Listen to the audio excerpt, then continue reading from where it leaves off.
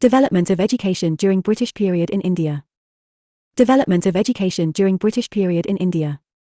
An investment in knowledge pays the best interest. Benjamin Franklin. Education is a powerful tool to unlock the golden door of freedom that can change the world. With the advent of the British rule in India, their policies and measures breached the legacies of traditional schools of learning, which resulted in the need for creating a class of subordinates. To achieve this goal, they instituted a number of acts to create an Indian canvas of English colour through the education system. Initially, the British East India Company was not concerned with the development of the education system because their prime motive was trading and profit-making.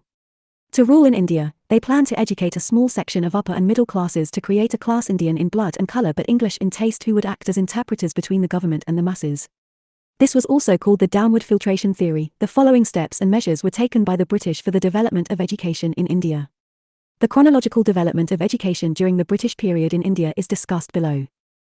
1813 Act and the Education. 1. Charles Grant and William Wilberforce, who as missionary activists, compelled the East India Company to give up its non-invention policy and make way for spreading education through English in order to teach Western literature and preach Christianity. Hence, the British Parliament added a clause in the 1813 Charter that Governor-General in council less than 1 lakh for education and allowed the Christian missionaries to spread their religious ideas in India. 2. Act had its own importance because it was the first instance that British East India Company acknowledged for the promotion of education in India. 3. With the efforts of R. M. Roy, the Calcutta College was established for imparting Western education. Also, 3 Sanskrit colleges were set up at Calcutta. General Committee of Public Instruction, 1823. 1. This committee was formed to look after the development of education in India, which was dominated by Orientalists who were the great supporter of Oriental learning rather than the Anglicans. Hence, they created paramount pressure on the British India Company to promote Western education. As a result, the spread of education in India got discursive between Orientalist Anglicist, and Macaulay's resolution come across with a clear picture of the British education system. Lord Macaulay's Education Policy, 1835. 1. This policy was an attempt to create a system of education that educates only the upper strata of society through English. 2. Persian was abolished as the court language and English become the court language. 3. Printings of English books were made free and available at a very low price. 4. English education was allotted more funds as compared to Oriental learning. 5. In 1849, J.E.D. Bethune founded Bethune School. 6. Agriculture Institute was established at Pusa, Bihar. 7. Engineering Institute was established at Roorkee. Bombay Plan, a plan for the economic development of India. Wood's Dispatch, 1854. 1. It is considered as the Magna Carta of English education in India and contained a comprehensive plan for spreading education in India. 2. It states the responsibility of the state for the spread of education to the masses. 3. It recommended the hierarchy education level at the bottom, vernacular primary school, at district, Anglo-vernacular high schools and affiliated college, and affiliated universities of Calcutta, Bombay, and Madras Presidency. 4. Recommended English as a medium of instruction for higher studies and vernacular at school level. Hunter Commission, 1882-83. 1. It was formed to evaluate the achievements of Wood Dispatch of 1854 under W. W. Hunter in 1882. 2. It underlined the state's role in the extension and improvement of primary education and secondary education. 3. It underlined the transfer of control to district and municipal boards. 4. It recommended 2 division of secondary education literary up to university, vocational for commercial career. Sadler Commission. 1. It was formed to study on the problems Calcutta University and their recommendations were applicable to other universities also. 2. Their observations were as follows. 12-year school course. 2. 3 years degree after the intermediate stage. 3. Centralized functioning of universities, unitary residential teaching autonomous body. 4. Recommended extended facilities for applied scientific and technological education, teachers training, and female education. Hence, we can say the British education system were influenced by the aspiration of Christian missionaries. It was injected to ensure a cheap supply of educated Indians to increase a number of subordinate posts in administration and in British business concern. That's why the emphasis on English as a medium of instruction and also glorified British conquerors and their administration. Press during British. Development of Indian press during British. Development of Indian press during British rule in India. In 1780, James Augustus Hickey started the Bengal Gazette or Calcutta General Advertiser, which was seized in 1872 because of its outspoken criticism of the government. Later, more newspaper journals came up: the Bengal Journal, Calcutta Chronicle, Madras Courier, and Bombay Herald. And this effort of Hickey laid the foundation of press in India. The evolution of Indian press is discussed below. Lord Wellesley enacted Censorship of Press Act, 1799. It was enacted by the Lord Wellesley, anticipating French invasion of India. It imposed almost wartime press restrictions, including pre-censorship, which was later relaxed by the Lord Hastings.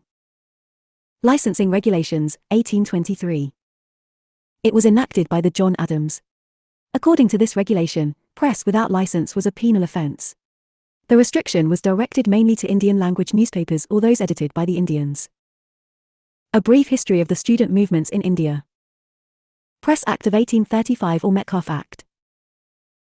Metcalfe, Governor-General, 1835-36, repealed the obnoxious 1823 ordinance and was named Liberator of the Indian Press. Licensing Act, 1857. This act imposed licensing restriction and the right to stop publication and circulation of book, newspaper, or printed matter reserved with the government. Registration Act, 1867. This act relaxed the restrictions put by Metcalfe's Act of 1835 and hence states that government acts as regulatory, not restrictive body. What were the forces and factors for the success of British in India? Vernacular Press Act, 1878. It was constituted for better control of the vernacular press and effectively punished and repressed seditious writing. The provisions of the act are given below. 1. The district magistrate was empowered to call upon the printer and publisher of any vernacular newspaper to enter into a bond with the government, undertaking not to cause disaffection against the government or antipathy between persons of different religions, caste, race through published material. The printer and publisher could also be required to deposit security which could be seized if the offences reoccurred. 2. The magistrate's action was final and no appeal could be made in a court of law. 3. A vernacular newspaper could get an exemption from the operation of the act by submitting proof to a government censor. Newspaper, Incitement to Offences, Act, 1908. This act empowered the magistrates to confiscate press property which published objectionable material likely to cause incitement to murder, acts of violence against the extremist nationalist activity. Indian Press Act, 1910. This act was a revision of the Vernacular Act that empowered the local government to demand a security at registration from the printer-publisher and forfeit deregister if it was an offending newspaper, and the printer of a newspaper was required to submit 2 copies of each issue to local government. In a nutshell, we can say that the evolution of Indian press was fraught with developmental difficulties, illiteracy, colonial constraints, and repression. It disseminated the ideas of freedom and became a prominent tool for freedom struggle. Indian National Congress, Sessions, Contributions and Resolutions. The Indian National Congress was formed when 72 delegates from all the presidencies and provinces of India met at Bombay from 28 to 30 December 1885. Alan Octavian Hume, a retired British official in India, played a leading role in the formation of the Congress. He established contact with some of the most important Indian leaders all over the country and received their cooperation in forming the Congress.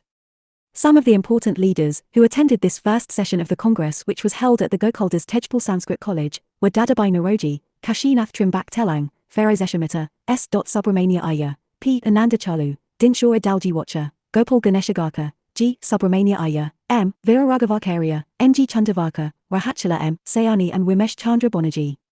An important leader who was absent was Surendranath Banerjee. He had convened a national conference around the same time at Calcutta.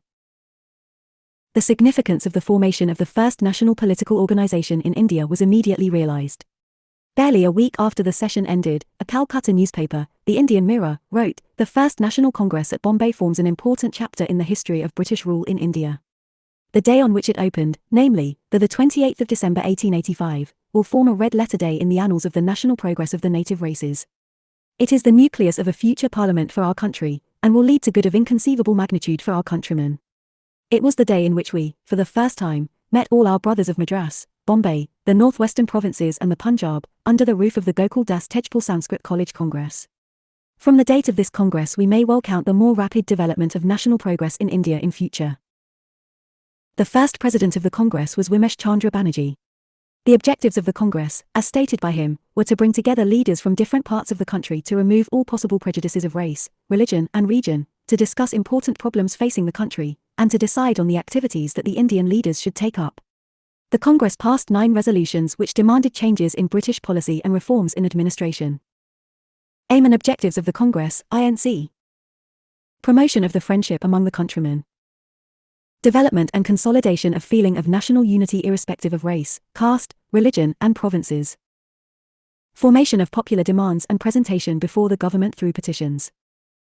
Training and organization of public opinion. Consolidation of sentiments of national unity. Recording of the opinions of educated classes on pressing problems. Laying down lines for future course of action in public interest. Sessions of Indian National Congress. Show less. GK questions and answers on history of India.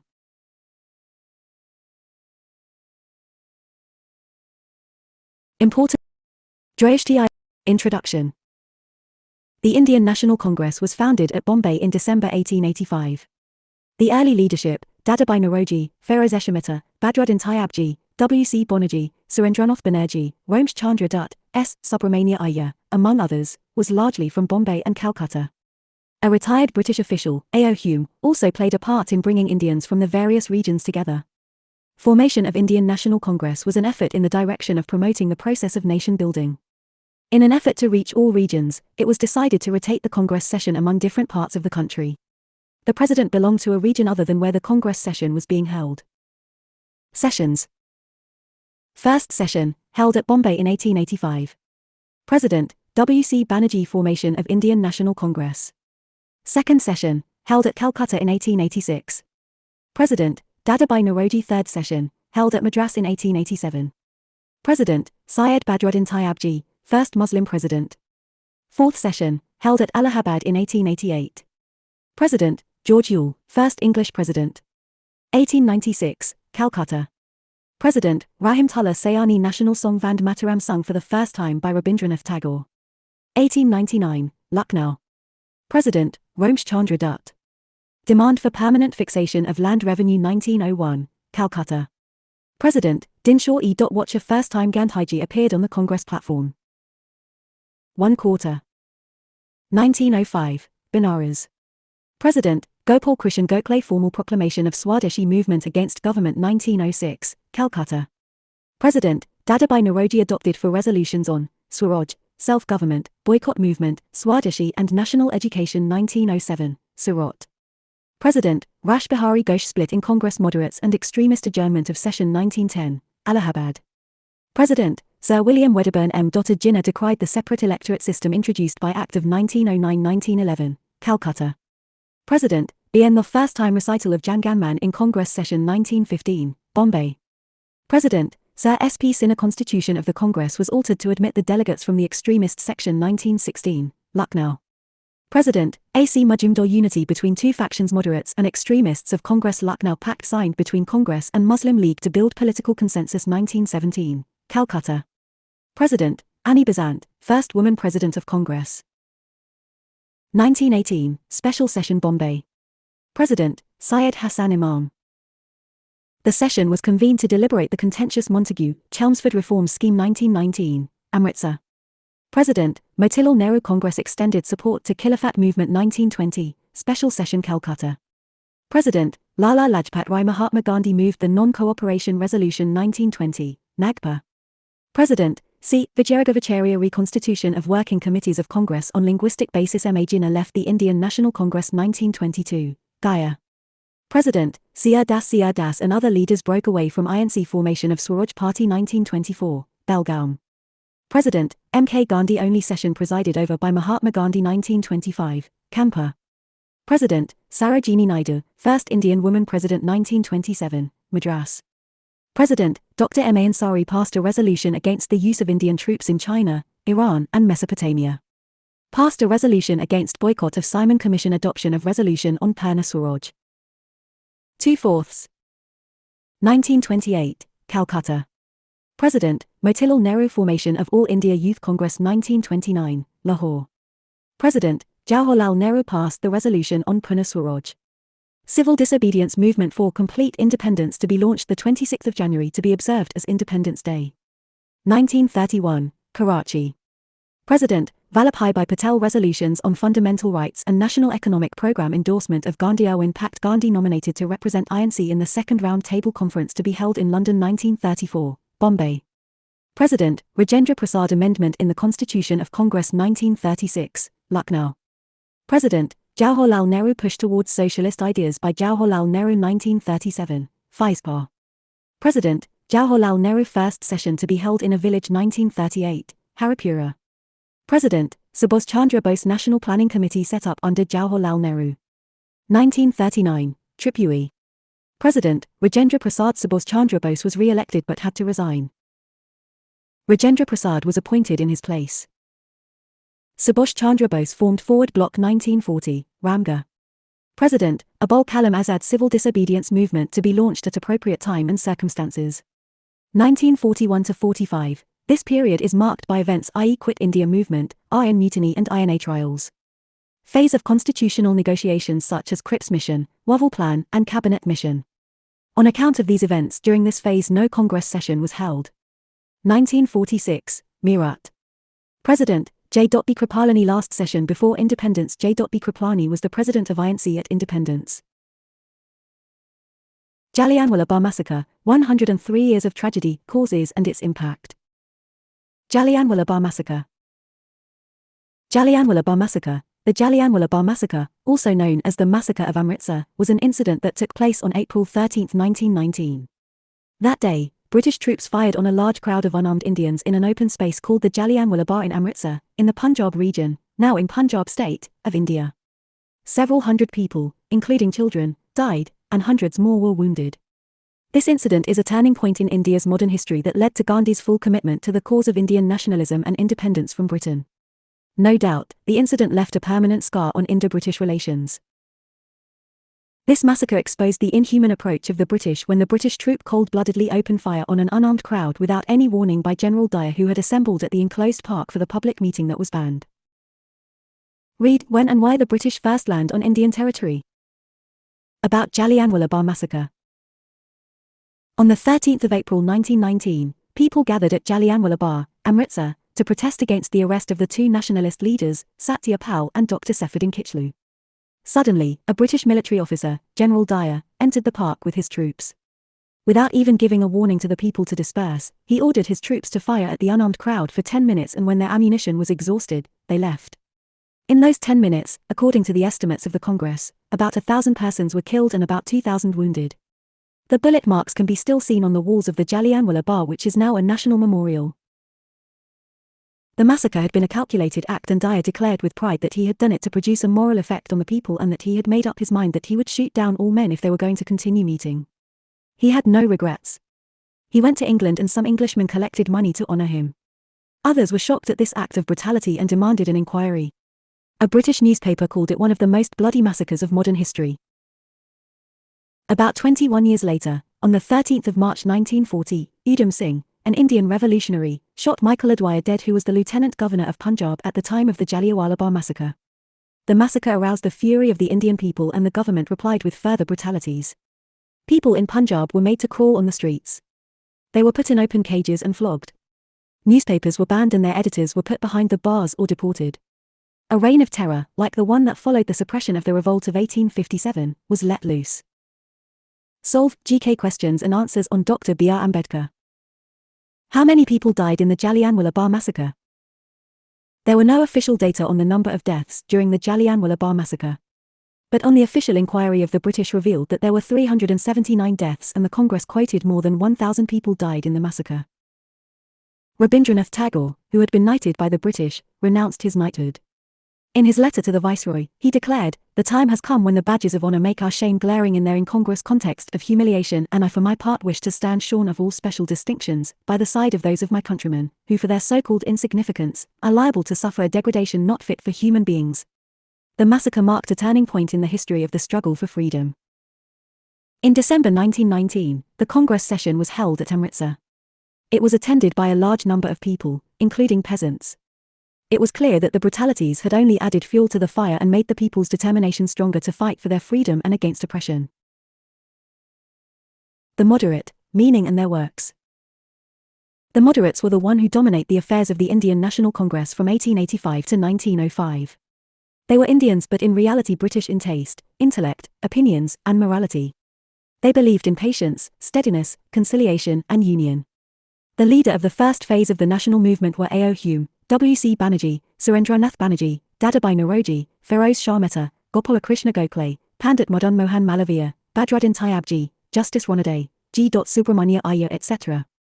They were called moderates because they appealed through petitions, speeches and articles loudly professing loyalty to the British Raj. Demands of moderates. They plead for the extension of legislative council that leads to the popular control of administration. Removal of restriction on freedom of the press and the speech. Abolition of Arms Act which breaches the freedom of people. Separation of judiciary from executive. Supporter of democracy and nationalism. Exploitative relation of British could be exempted. Achievements of moderates. They represented the most aggressive forces of the time which transformed the Indian political notion. They succeeded to burn the flame of political awareness and leadership among the lower middle class, and intelligentsia. They spread the idea of democracy and civil liberty. They sowed the seed of nationalism and laid the foundation of the national movement. Conclusion. Hence, we can say that the moderates were acting like safety valve between the masses and Britishers. But over the time their Indian blood rejuvenated and their leadership urges then to overthrow British by an institutional method. The extremist and partition of Bengal. The political orientation of extremist originated within the Congress from the anti-partition Bengal agitation. When the British government refused to annul the partition of Bengal in face of mass protests of the people of Bengal arousing sympathy of the Indian people that disillusioned many young leaders, came to known as neo-nationalists or extremists. The important extremist leaders were Lala Lajpat Rai, Bal Gangadhar Tilak, Bipin Chandra Pal and Aurobindo Ghosh. They were called extremist because they believed that success could be achieved only through bold means. Reason for the rise of extremism. The failure of the moderates to win any notable success other than the expansion of the legislative councils by the Indian Councils Act, 1892. The famine and plague of 1896–97 was not eye-opening for the exploitative policy for British which degraded the economic condition of people. Colour discrimination Indians in South Africa. The Russo-Japanese War of 1904-05 events play important role in national awakening. Prominent extremists. Bal Gangadhar Tilak, he is also called Lokmanya. His weeklies The, written in English, and the Kasari, written in Hindi, was revolutionary weapon to attack the rule of British. In 1916, he set up Home Rule League at Pune and given slogan Swaraj is my birthright and I will have it. Lala Lajpat Rai, he is also called the Lion of Punjab. He played an important role in the Swadeshi movement. His famous slogan Go Back Simon. Bipin Chandra Pal, he was turned extremist from moderate. He played an important role in the Swadeshi movement. He spread his ideas of nationalism through the nook and corner of Indian by his powerful speeches and writings. Aurobindo Ghosh, he was another extremist leader and took active participation in the Swadeshi movement. Partition of Bengal. It was carried out by the British Viceroy of India, Lord Curzon in AD 1905. It was partitioned due to following reason. To break the growing strength of Bengali nationalism since Bengal was the base of Indian nationalism. To divide the Hindus and Muslims in Bengal. To show the enormous power of the British government in doing whatever it liked. But the partition get vibrant colour of real awakening in freedom struggle mass movement which led the foundation of boycott and Swadeshi movement. Formation of Muslim League and its objectives. On December 30, 1906, Muslim League was formed under the leadership of Aga Khan, the Nawab of Dhaka and Nawab Mohsin ul Mulk to safeguard the rights of Indian Muslims. Factors that promotes the Muslim League are British plan, lack of education, loss of sovereignty by Muslims, expression of religious colour, economic backwardness of India. The partition of Bengal created a communal divide. On December 30, 1906, Muslim League was formed under the leadership of Aga Khan, the Nawab of Dhaka and Nawab Mohsin ul Mulk to the notion to safeguard the rights of Indian Muslims. Initially, it gets great support from the British but when it adopted the notion of self-rule then they get destitution from them. The Amritsar session of the League, held in 1908, under the presidentship of Sir Syed Ali Imam, demanding a separate electorate for the Muslims, this was conceded to them by His Mawla Minto Reform 1909. Maulana Muhammad Ali started an English journal Comrade and an Urdu paper Hamdard to propagate his anti-League views. He also started Ul Hilal which served as a mouthpiece of his nationalist views. Factor promoting the Muslim League. British plan dividing Indian on communal lines and adhered separatist attitude in Indian politics. For example, separate electorate, played caste politics between non-Brahmins and Brahmins. Lacks of education. Muslims were isolated from Western and technical education. Lost sovereignty by Muslims. 1857 revolt makes British to think that Muslims are dangerous for their colonial policy, as they were established their rule after dethroning the Mughal rule. Expression of religious colour. Most of the historians and radical nationalists glorified India's one side of our composite culture. Their praises were biased because Shivaji, Rana Pratap etc. were pariahs, but they remained silent on Akbar, Sher Shah Suri, Alauddin Khalji, Tipu Sultan etc. Economic backwardness of India. Lack of industrialisation causes acute unemployment, and British attitude towards cottage industry was pathetic. Anti-Rowlatt Satyagraha. M. K. Gandhi started campaign against Rowlatt Bill and set up Satyagraha Sabha the 24th of February AD 1919 at Bombay. During this agitation, M. K. Gandhi given famous quote, "It is my firm belief that we shall obtain salvation only through suffering and not by reforms dropping on us from the English they use brute, we sole force." After the incident of Jallianwala Bagh massacre on the 13th of April 1919, the anti-Rowlatt Satyagraha lost momentum. The movement was against the exclusion of freedom of press and detention without trial. The Rowlatt Act empowers the British regarding the suspension of the right of habeas corpus. This makes national leader furious and started agitation against the tyranny of minority ruling. The country witnessed a remarkable political awakening in India during March and April 1919. There were hartals, strikes, processions, and demonstrations. In Amritsar, the local leaders Kichlu and Satyapal were deported, the 9th of April. The arrest of the local leaders led to attacks on the symbols of British authority. On the 11th of April, martial law was clamped with General Dyers in command. On the 13th of April, a peaceful, unarmed crowd, mostly visitors from nearby villages to attend Baisakhi celebration, which had collected in an enclosed ground, Jallianwala Bagh, to attend a public meeting oblivious of the ban, was brutally massacred without warning. The Jallianwala Bagh massacre shocked the entire nation with horror and fired patriotic minds with aggressive determination for vengeance. Gandhi, overwhelmed by the total atmosphere of violence, withdrew the movement on the 18th of April after confessing a Himalayan blunder. Conclusion. After the Jallianwala Bagh massacre on April 13, 1919, the anti-Rowlatt Satyagraha lost momentum. Moreover, the violence in Punjab, Gujarat and Bengal deeply hurt Gandhi. Hence, M. K. Gandhi call off the movement. Swadeshi movement and its impact on India. Swadeshi movement was started against partition and got formal proclamation of the movement was on August 7, 1905 at a meeting held at the Calcutta Town Hall. It was suggested by Krishan Kumar Mitra's journal Sanjivani in AD 1905. In this movement, Swadeshi leaders appealed to Indian for boycotting of government service, courts, schools and colleges and of foreign goods, promotion of Swadeshi goods, promotion of national education through the establishment of national schools and colleges.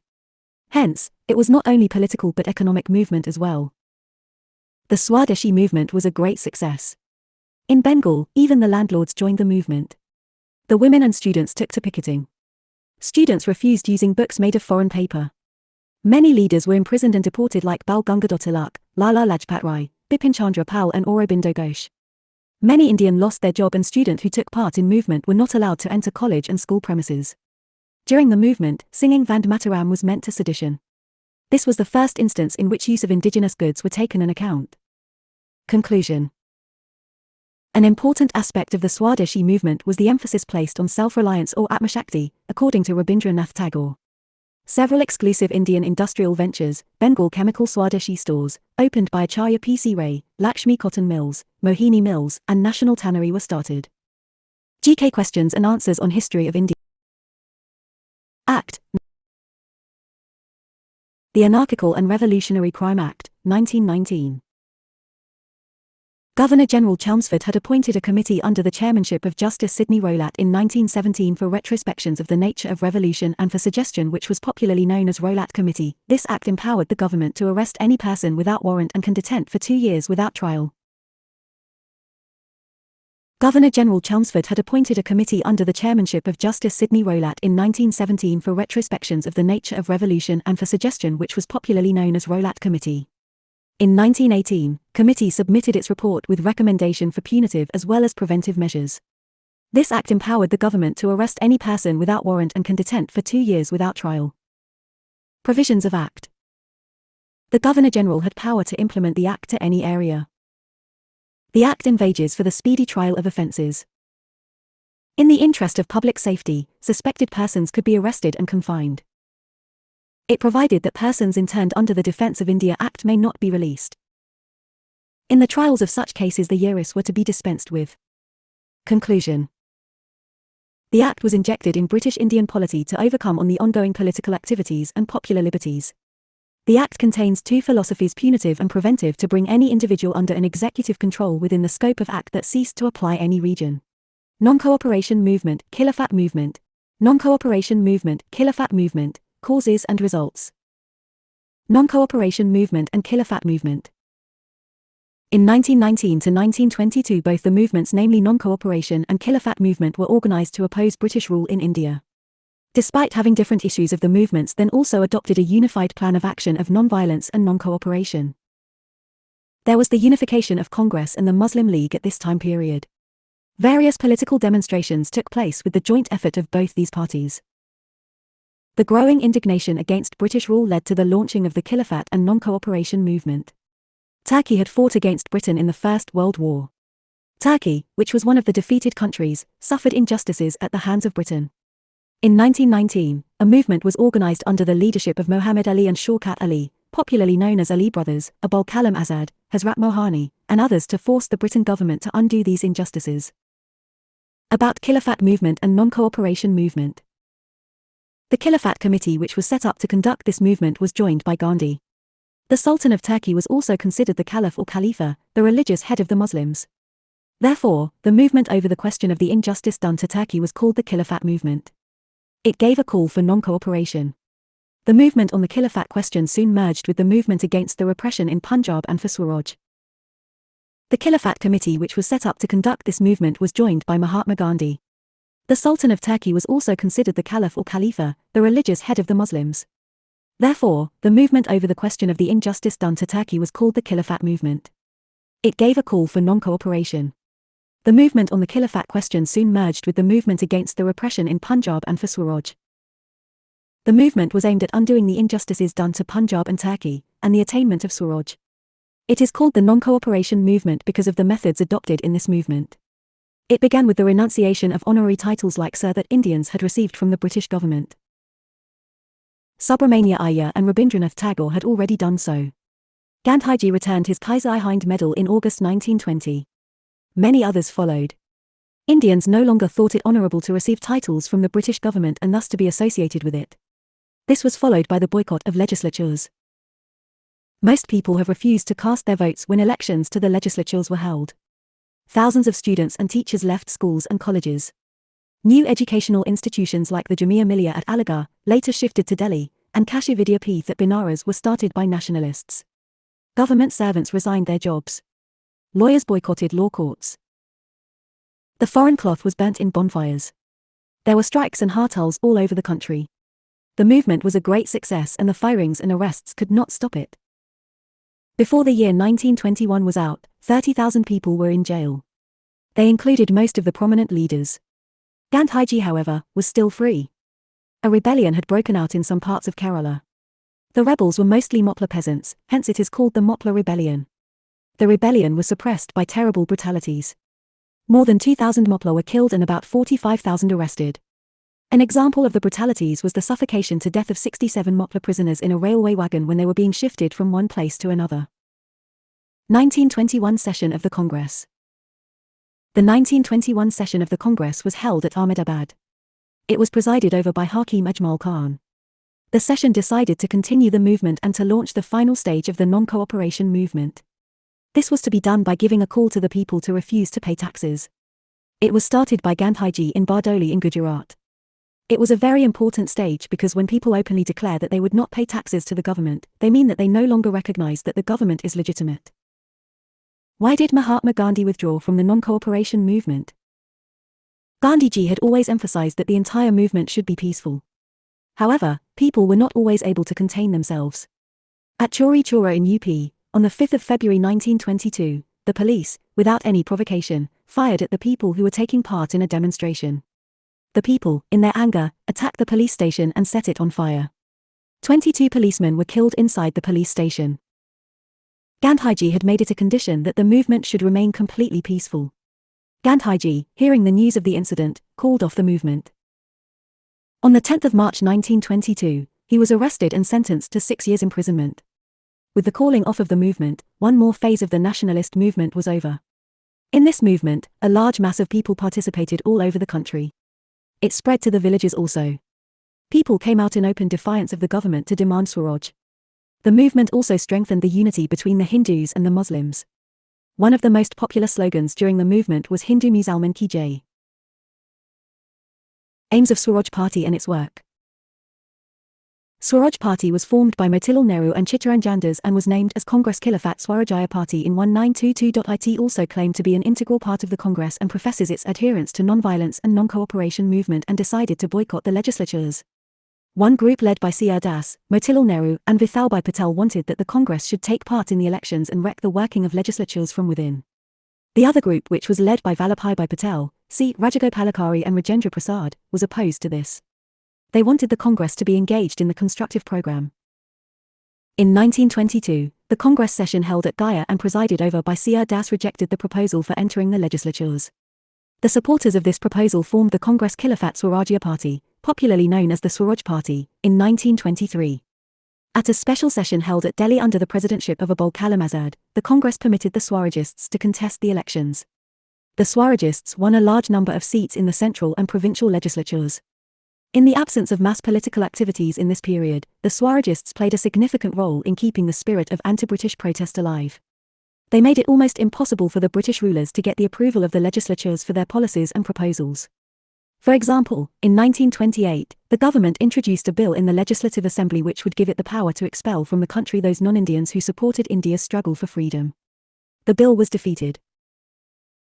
When the government introduced this bill again, Vithalbhai Patel, who was the president of the assembly, refused to allow it. The debates in the legislatures, in which Indian members often outwitted the government and condemned the government, were read with interest and enthusiasm throughout the country. The boycott of the legislatures was started again when the mass political struggle was resumed in 1930. Gandhiji was released in February in 1924, and the constructive program, which was accepted by both the sections of the Congress, became the major activity of the Congress. The most important components of the constructive program were the spread of Khadi, promotion of Hindu-Muslim unity, and the removal of untouchability. It became compulsory for anyone who was a member of any Congress committee to wear hand-spun and hand-woven khada while engaged in any political or Congress activity, and spin 2,000 yards of yarn every month. The All India Spinners Association was set up and khada bandas were opened all over the country. Gandhiji considered khadi as the key to the liberation of the poor from their misery and to the economic well-being of the country. It provided means of livelihood to millions of people and enabled spreading the message of the freedom struggle to every part of the country, particularly in the rural areas. It brought the common people of the country close to the Congress and made the uplift of the common people an essential part of the work of the Congress. The charkha became the symbol of the struggle for freedom. After the withdrawal of the non-cooperation movement, communal riots had broken out in some parts of the country. The fight against the poison of communalism was essential for maintaining and strengthening the unity of the people and for carrying on the struggle for freedom. Gandhiji's work against untouchability was important for removing the worst evil from the Indian society as well as for drawing the downtrodden and oppressed sections of Indian society into the struggle for freedom. Mudinman Committee, 1924. The British government had set up a committee under Sir Alexander Mudinman, which was popularly known as Mudinman Committee, to meet the demand of the Indian leaders and in view of the resolution adopted by Swaraj Party in early 1920s. The committee was consisting 4 Indian members other than British members. Indian members of the committee: 1. Sir Sivaswamy Iyer. 2. Dr. R. P. Paranjope. 3. Sir Tej Bahadur Sapru. 4. Mohammed Ali Jinnah. The concept behind the appointment of the committee for making an investigation on Dayaki issue on the Constitution into the working of the Constitution as set up in 1921 under the Indian Council Act of 1919. The report was submitted in 1925 that consisted of 2 parts: majority and minority report. The majority report, it consisting of officials and loyalists, declared that Dayaki had not been established. They also felt that the system had not been given a fair trial and hence recommended only minor changes. The minority report, it consisting of only non-official Indians, stated that the Act of 1919 had failed. It also opined that what was needed was a constitution framed on a permanent basis with a provision for automatic progress in the future. Recommendations of Mudinman Committee. 1. Condemned diarchy and recommended minor changes in the duties of non-official Indians. 2. Recommended fundamental changes in the structure of the Government of India Act of 1919. It, therefore, recommended the appointment of a royal commission. Lord Birkenhead, the Secretary of State for India, said that action would take on the basis of majority report. Butler Committee. The Indian States Committee appointed a committee under the chairmanship of Sir Harcourt Butler, which was popularly known as the Butler Committee, to investigate and clarify the relationship between the paramount power and the princes of princely states in AD 1927. The committee visited 16 states and submitted its report in 1929. Recommendation of committee. 1. The relationship of the paramount power with the state was not merely a contractual relationship, but a living, growing relationship shaped by the circumstances and policy, resting on the mixture of history and theory. 2. British paramountcy preserved the princely state. 3. States should not be transferred without their own agreement to a relationship with a new government in British India responsible to an Indian legislature. Government of India Act 1935, main features. Conclusion. The committee was formed to inquire into the relationship between the Indian states and the paramount power and to suggest ways and means for more satisfactory adjustments of the existing relations between them and British India.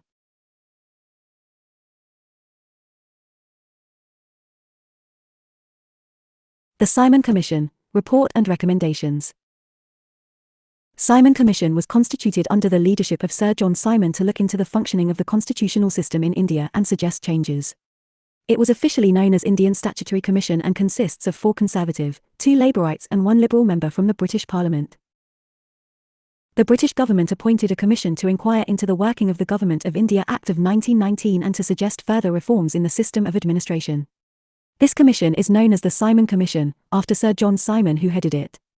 Its appointment came as a rude shock to the Indian people. The members of the commission were all Englishmen and not a single Indian was included in it. The government showed no inclination of accepting the demand for Swaraj. The composition of the commission confirmed the fears of the Indian people. The appointment of the commission sparked off a wave of protest all over the country. In 1927, the annual session of the Congress was held at Madras. It decided to boycott the commission. The Muslim League also decided to boycott the commission. The commission arrived in India on the 3rd of February 1928. On that day, the entire country observed a Hartal. In the afternoon on that day, meetings were held all over the country to condemn the appointment of the commission and to declare that the people of India would have nothing to do with it. There was firing at demonstrators in Madras and lathi charges at many places. The commission faced massive protest demonstrations and hartals wherever it went. The Central Legislative Assembly decided by a majority that it would have nothing to do with the commission. All over the country the cry of Simon go back was raised. The police resorted to repressive measures. Thousands of people were beaten up. It was during these demonstrations that the great leader Lala Lajpat Rai, who was popularly known as Sher-i-Punjab, was severely assaulted by the police. He died of the injuries inflicted on him by the police. In Lucknow, Nehru and Govind Ballabh Pant were those who suffered blows of police lathis. The lathis blows crippled Govind Ballabh Pant for life. In the agitation against the Simon Commission, the Indian people once again showed their unity and determination for freedom. They now prepared themselves for a bigger struggle. The Congress session at Madras, which was presided over by Dr. M. A. Ansari, had passed a resolution which declared the attainment of complete independence as the goal of the Indian people. The resolution was moved by the Nehru and supported by S. Sachumati. Meanwhile, an organization called the Indian Independence League had been formed to press the demand for complete independence. The League was led by a number of important leaders like Jawaharlal Nehru, Subhas Chandra Bose, Srinivas Iyengar, Sachumati, and Sharat Chandra Bose, elder brother of Subhas Chandra Bose. In December 1928, the Congress met at Calcutta under the presidentship of Motilal Nehru. At this session, Jawaharlal Nehru, Subhas Chandra Bose and many others pressed the Congress to demand complete independence. The Congress, however, passed a resolution demanding dominion status. This meant less than complete independence. But it was declared that if the dominion status was not granted within 1 year, the Congress would demand complete independence and would launch a mass movement to achieve it. The Indian Independence League continued to rally the people behind the demand for complete independence throughout 1929. The mood of the people throughout the country had changed by the time the Congress held its next annual session. Recommendations of Simon Commission. Provincial diarchy should be abolished and responsibilities of ministers to the provincial legislatures should be enlarged. The special power for the safeguarding of province and the protection of minorities comes under the governor powers. The representation of provinces and other areas constituted on the basis of population at the Federal Assembly, at the center. Recommended dominion status for Burma and should be provided its own constitution. Recommended the representation of Council of State could not British English Chusen on the basis of direct election but by indirect election through provincial council, which is more or less just like modern-day election procedure as proportional representation. Conclusion. Simon Commission was constituted under the leadership of Sir John Simon to look into the functioning of the constitutional system in India and suggest changes. It was officially known as Indian Statutory Commission and consists of 4 Conservative, 2 Labourites and 1 Liberal member from the British Parliament. Commission did not have a single Indian member. Hence, at their arrival they greeted with the slogan "Go back Simon." In order to overcome the protest, the Viceroy, Lord Irwin, announced and offered dominion status for India in October AD 1929 and a round-table conference to discuss a future constitution. Key features of Nehru Report. On February 12, 1928, all-parties conference called at Delhi attended by the representatives of 29 organisations in response to the appointment of Simon Commission and challenge given by Lord Birkenhead, Secretary of State for India. It was presided over by M. Ansari. On May 19, 1928, at its meeting at Bombay, the all-parties conference appointed a committee with Motilal Nehru as its chairman. The purpose was to consider and determine the principles of the Constitution for India. Recommendations of Nehru Report. India should be given dominion status with the parliamentary form of government with bicameral legislature that consists of Senate and House of Representatives. The Senate will comprise of 200 members elected for 7 years, while the House of Representatives should consist of 500 members elected for 5 years. Governor-General will act on the advice of Executive Council. It was to be collectively responsible to the Parliament. There should be federal form of government in India with residuary powers to be vested in centre. There will be no separate electorate for minorities because it awakens communal sentiments, therefore it should be scrapped and joint electorate should be introduced. There will be no reserved seats for communities in Punjab and Bengal. However, reservation of Muslim seats could be possible in the provinces where Muslim population should be at least 10%. Judiciary should be independent from the executive. There should be 1/4 Muslim representation at centre. Sindh should be separated from Bombay provided it proves to be financially self-sufficient. Conclusion.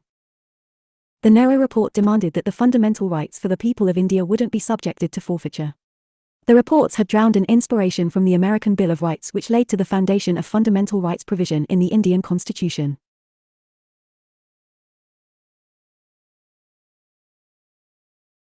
Jinnah's 14 points. On December 1928, during all-parties meeting, Jinnah proposed some amendments on the Nehru Reports. He proposed 14 points for safeguarding the rights and interests of the Muslims in any future constitution of the country. Jinnah's 14 demands. Federal constitution with residual powers to provinces. Provincial autonomy. No constitutional amendment by the centre without the concurrence of the states constituting the Indian Federation. All legislatures and elected bodies to have adequate representation of Muslims in every province without reducing a majority of Muslims in a province to a minority or equality. Adequate representation to Muslims in the services and in self-governing bodies. 1/3 Muslim representation in the central legislature. In any cabinet at the centre or in the provinces, 1/3 to be Muslims. Separate electorates for Muslims. No bill or resolution in any legislature to be passed if 3/4 of a minority community considers such a bill or resolution to be against their interests. Any territorial redistribution not to affect the Muslim majority in Punjab, Bengal and NWFP. Separation of Sindh from Bombay. Constitutional reforms in the NWFP and Balochistan. Full religious freedom to all communities. Protection of Muslim rights in religion, culture, education and language. Conclusion. A comparison of the Nehru Report, 1928 AD, with Jinnah's 14 points had a political gap between the Muslims and the Hindus in India. Jinnah's aim was to get more rights for Muslims. It was a constitutional reform plan to safeguard the political rights of Muslims in a self-governing India. Civil disobedience movement. The observance of the Independence Day in 1930 was followed by the launching of the civil disobedience movement under the leadership of Gandhi. It began with the famous Dandi March of Gandhi. On the 12th of March 1930, Gandhi left the Sabarmati ashram at Ahmedabad on foot with 78 other members of the ashram for Dandi, a village on the western sea coast of India, at a distance of about 385 kilometers from Ahmedabad. They reached Dandi on the 6th of April 1930. There, Gandhi broke the salt law. It was illegal for anyone to make salt as it was a government monopoly. Gandhi defied the government by picking up a handful of salt which had been formed by the evaporation of sea. The defiance of the salt law was followed by the spread of civil disobedience movement all over the country. Making of salt spread throughout the country in the first phase of the civil disobedience movement, it became a symbol of the people's defiance of the government. In Tamil Nadu, C. Rajgopalchari led a march similar to the Dandi March from Trichinopoly to Vedaranyam. In Darsana, in Gujarat, Sarojini Naidu, the famous poetess who was a prominent leader of the Congress and had been president of the Congress, led non-violent satyagrahis in a march to the salt depots owned by the government. Over 300 satyagrahis were severely injured and 2 killed in the brutal lathi charge by the police. There were demonstrations, hartals, boycott of foreign goods, and later refusal to pay taxes. Lakhs of people participated in the movement, including a large number of women.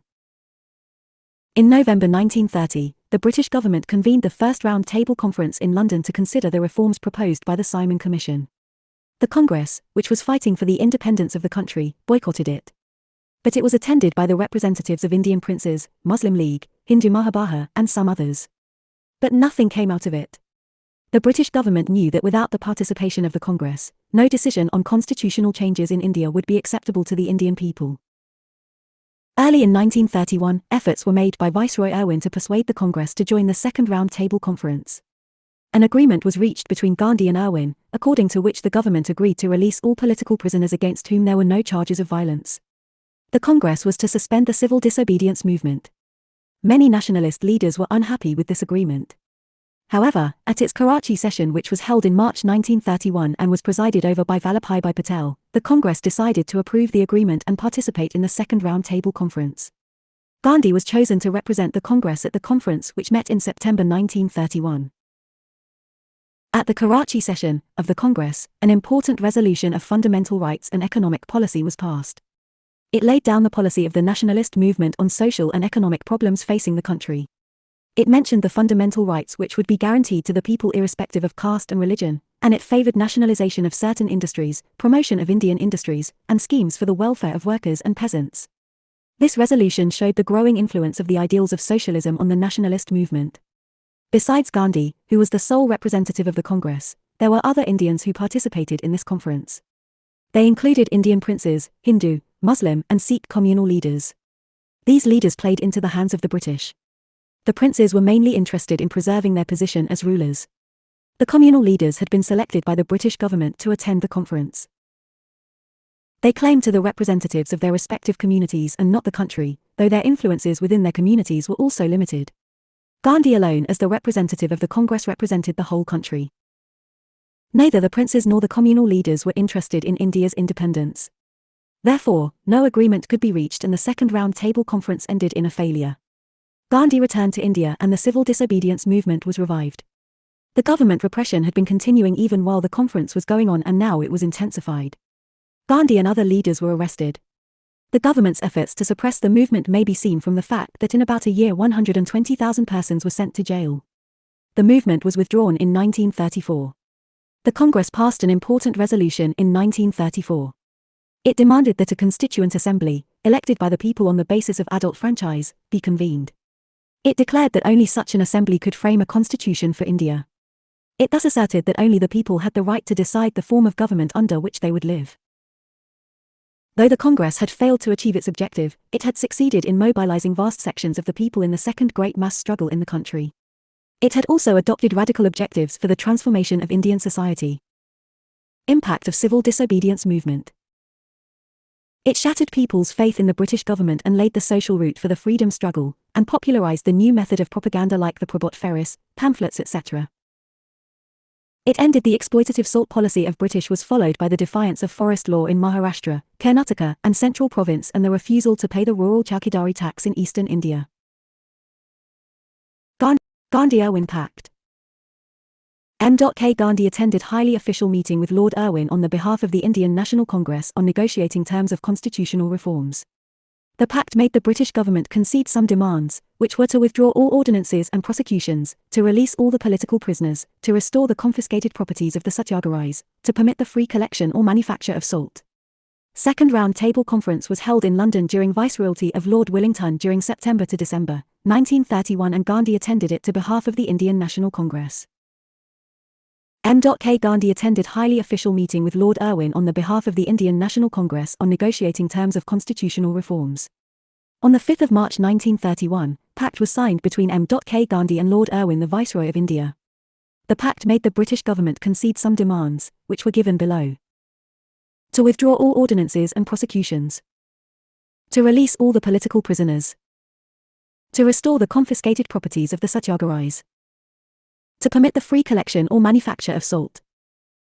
Second Round Table Conference. It was held in London during Viceroyalty of Lord Wellington during September to December 1931, and Gandhi attended it to behalf of the Indian National Congress.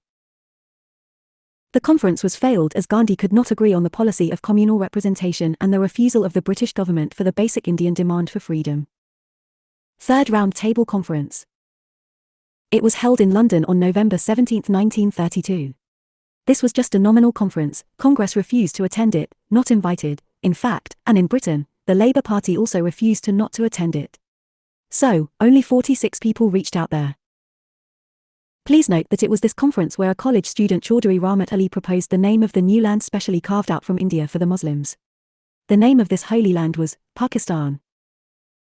Muslim leaders who attended the conference were Muhammad Ali, Aga Khan, Fazlul Haq, and Jinnah. The outcome of the Third Round Table Conference was the white paper issued by the government. On the basis of this paper, the Government of India Act 1935 was to be passed. Get the latest general knowledge and current affairs from all over India and world for all competitive exams. Communal Awards and Pune Pact. On the 16th of August 1932, MacDonald announced the proposal of on minority representation, known as the Communal Award, which recommended communal electorate. It is also known as MacDonald Award. Almost everywhere in India mass meeting took place. Political leaders different persuasions like Madan Mohan Malviya, B.R. Ambedkar and M.C. Raja became active. In the end, they succeeded in hammering out an agreement, known as the Pune Pact. Communal Award, the 16th of August 1932. On the 16th of August 1932, it was announced by the British Prime Minister, Ramsay MacDonald, to grant separate electorates in British India for the forward caste, lower caste, Muslims, Buddhists, Sikhs, Indian Christians, Anglo-Indians, Europeans, and untouchables, now known as the Dalits, etc. Pune Pact, the 24th of September 1932 AD. In this pact, there were agreement between Dr. Babasaheb Ambedkar and Mahatma Gandhi at Yewada Central Jail in Pune. And the pact get accent by the government as an amendment to the Communal Award. Provisions of the pact. The pact abandoned separate electorates for the depressed classes. But the seats reserved for the depressed classes were increased from 71 to 147 in provincial legislatures and 18% of the total in the central legislature. Election to seats shall be by joint electorate subject, however, to the following procedure. All members of the depressed classes registered in the general electoral roll of a constituency will form an electoral college which will elect a panel of 4 candidates belonging to the depressed classes for each of such reserved seats by the method of the single vote, and 4 persons getting the highest number of votes in such primary elections shall be the candidates for election by the general electorate. The system of primary election to a panel of candidates for election as before mentioned shall come to an end after the first 10 years, unless terminated sooner by mutual agreement. The system of representation of depressed classes by reserved seats shall continue until determined otherwise by mutual agreement between the communities concerned. The franchise of the depressed classes shall be as indicated in the Lothian Committee, Indian Franchise Committee, report. There shall be no disabilities attached to anyone on the ground of his being a member of the depressed classes in regard to any election to local bodies or appointment to the public services. Every endeavour shall be made to secure a fair representation of the depressed classes in these respects. In every province out of the educational grant an adequate sum shall be earmarked for providing educational facilities to the members of depressed classes.